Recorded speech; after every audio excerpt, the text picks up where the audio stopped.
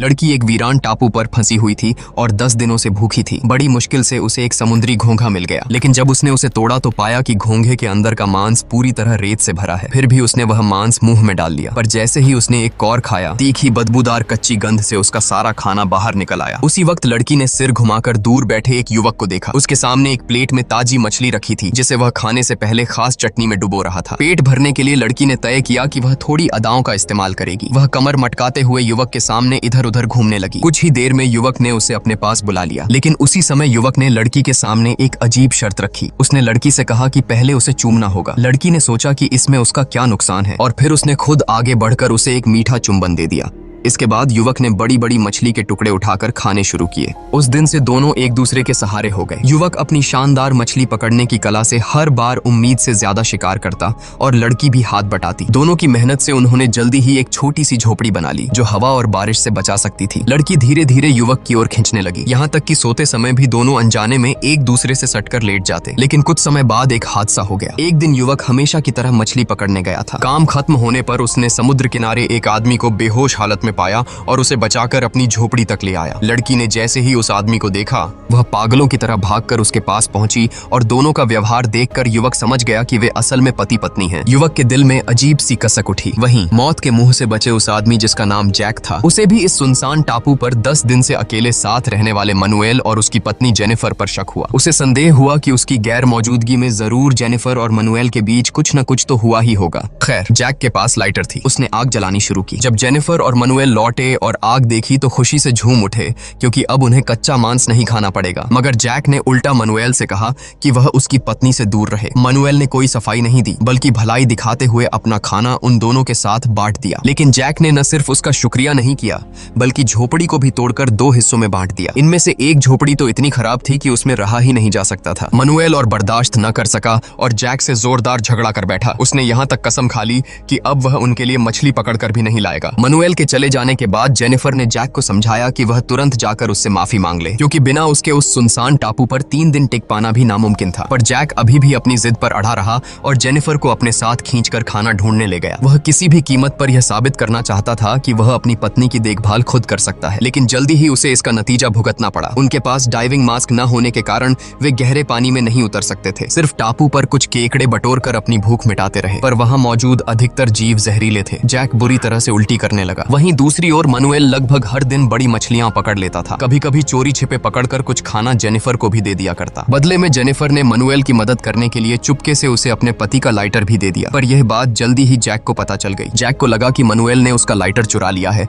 और उसी गुस्से में एक मुक्का मारकर मनुएल को नीचे गिरा दिया। अंत में वह मनुएल का खाना भी ले गया। तब जाकर मामला ठंडा हुआ। पर जैक की नजर अब मनुएल के डाइविंग मास्क पर थी। एक दिन जब मनुएल घोड़े बेचकर सो रहा था, तो जैक चुपके से उसकी झोपड़ी के पास गया और वहां टंगी डाइविंग मास्क लेकर उत्साह से गहरे समुद्र में कूद पड़ा। मगर उसने यह सोचा भी न था कि यही काम उसकी जिंदगी की सबसे बड़ी भूल साबित होगी। जब मनुएल उठा और पाया कि उसका मास्क गायब है, तो वह सीधा समुद्र में जैक से अपना हिसाब बराबर करने निकल पड़ा। जेनिफर ने जब यह नजारा देखा तो वह तुरंत मनुएल को रोकने की कोशिश करने लगी, पर न केवल वह उसे रोक नहीं पाई, बल्कि उसी दौरान खुद मनुएल के हवस का शिकार भी हो गई। पहले तो जेनिफर ने मनुएल को रोकने की नाकाम कोशिशें की, पर कहीं न कहीं उसे भी मनुएल से लगाव हो गया था। जल्दी ही उसने खुद को मनुएल के सामने सरेंडर कर दिया। कुछ घंटों बाद जब जैक लौट कर आया तो उसने डाइविंग मास्क मनुएल की तरफ फेंक दिया और कहा कि उसका मास्क हवा से दूसरी तरफ उध गया था। हालांकि मनुएल सच्चाई जानता था, मगर फिर भी वह शांत रहा और उसे घूरता रहा। वापस झोपड़ी पहुंचकर जैक ने जब अपनी पत्नी की तरफ देखा तो उसे समझते देर न लगी। जैक गुस्से से भड़क उठा। हालांकि जेनिफर ने उसे समझाने की कोशिश की और कहा कि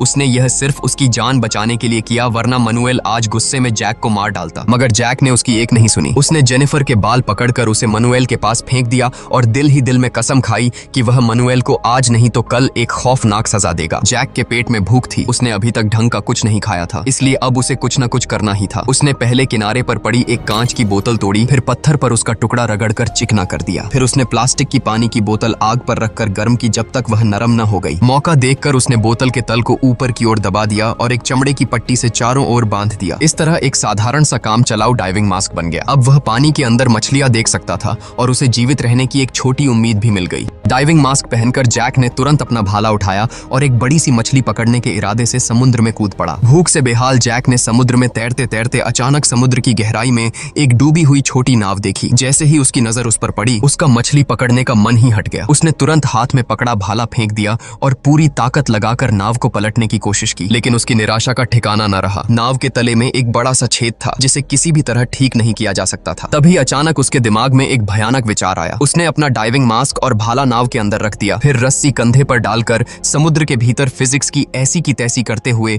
बड़ी मुश्किल से नाव को खींचना शुरू कर दिया। कुछ ही देर बाद उसकी सांसें फूलने लगीं और ऑक्सीजन कम पड़ने लगी। मजबूर होकर उसे नाव छोड़नी पड़ी और जल्दी से सतह पर आकर उसने सांस ली। पर हैरानी की बात यह थी कि उसने हार नहीं मानी। गहरी सांस लेकर वह फिर से नीचे गया और नाव को खींचते हुए किनारे की ओर बढ़ने लगा। आखिरकार काफी मशक्कत के बाद वह नाव को पानी से बाहर खींच लाने में सफल रहा और पूरी ताकत लगाकर उसे किनारे तक ले आया। यह देखकर बाकी दोनों भी दौड़कर मदद करने आए, लेकिन जैक इतना थक चुका होने के बावजूद उन्हें नाव के पास भटकने भी नहीं देना चाहता था। वह नाव को दूर ले गया और फिर किसी धारदार चीज से नाव के टूटे हिस्से को भरने की कोशिश करने लगा। अजीब बात यह थी कि उसे पता था कि नाव को चाहे जितना मरम्मत कर ले, उससे समुद्र पार नहीं किया जा सकता। भूख से उसका पेट पीठ से चिपका जा रहा था, फिर भी वह बेहद ध्यान और गंभीरता से मरम्मत करता रहा। दूसरे दिन तक उसने प्लास्टिक की शीट से छेद को बंद कर दिया और यहाँ तक कि एक खींचने सिकुड़ने वाली पाल भी बना ली। हैरत की बात यह हुई कि उसकी मेहनत सफल रही और नाव सचमुच ठीक हो गई। यह देखकर मनुएल घबरा गया, क्योंकि इस टापू पर फंसने से पहले वह सिर्फ जहाज पर एक मामूली कर्मचारी था। अगर जैक सचमुच वापस जाकर मदद ले आया तो उसे छोड़ेगा नहीं। अगले दिन जब जैक मछली पकड़ने गया हुआ था,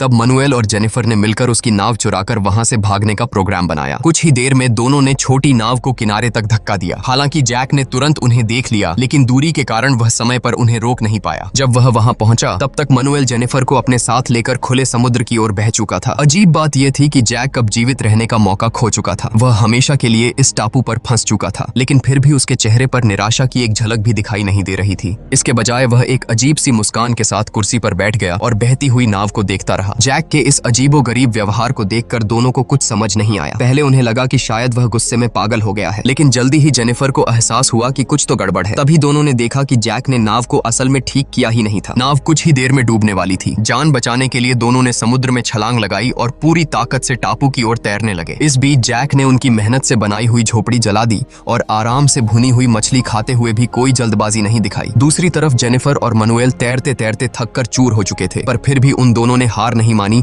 और किसी तरह टापू पर वापस आ पहुंचे। जैक ने जैसे ही देखा कि मनुएल तट पर आ चुका है, उसने तुरंत मछली मारने वाला भाला उठाकर उस पर हमला करने की कोशिश की। हालांकि मनुएल मजबूत और फिट था, लेकिन घंटों तक लगातार समुद्र में तैरने के कारण उसके शरीर में अब बिल्कुल भी जान नहीं बची थी। भाला लगते ही मनुएल ने एक दर्दनाक चीख लगाई और सीधे समुद्र में गिर गया। जैक तुरंत पीछे पीछे गया और भाला कसकर उसके सीने में घोंप दिया। कुछ ही पलों में समुद्र का पानी खून से लाल हो गया। मनुएल की कहानी वहीं खत्म हो गई। इसके बाद जैक ने जेनिफर को बांधकर सख्त सजा दी। जेनिफर को एहसास हुआ कि इस निर्जन टापू पर जिंदा रहने के लिए उसे जैक की बात माननी ही पड़ेगी। उसकी आंखों में डर और विनम्रता साफ दिख रही थी। कुछ समय बाद जैक ने अपनी पत्नी की बेवफाई को माफ कर दिया। दोनों ने फिर से रेत पर एक छोटी झोपड़ी बनाई और कड़ी मेहनत भरी जीवन जीने लगे। दिन रात काम करते हुए दोनों ने साधारण लेकिन सुरक्षित जीवन बिताना शुरू किया। काफी समय बाद एक टूरिस्ट उस निर्जन टापू पर आया। उस वक्त जैक मछली पकड़ने समुद्र में गया हुआ था। इधर जेनिफर ने कभी सपने में भी नहीं सोचा था कि कोई आएगा। वह खुशी से उछलते हुए झोपड़ी से बाहर निकली। टूरिस्ट ने उसे अपनी नाव में बैठाया। जेनिफर को खुशी और थकान दोनों महसूस हो रहे थे। न जाने कितने महीनों बाद आज उसने पेट भरकर खाना खाया। उसी समय जैक ने समुद्र से अपना सिर निकाल कर देखा तो पाया कि टूरिस्ट की नाव उसके पास से गुजर रही थी। तभी उसकी नजर नाव पर बैठी जेनिफर पर गई। उसने जेनिफर को आवाज लगाया,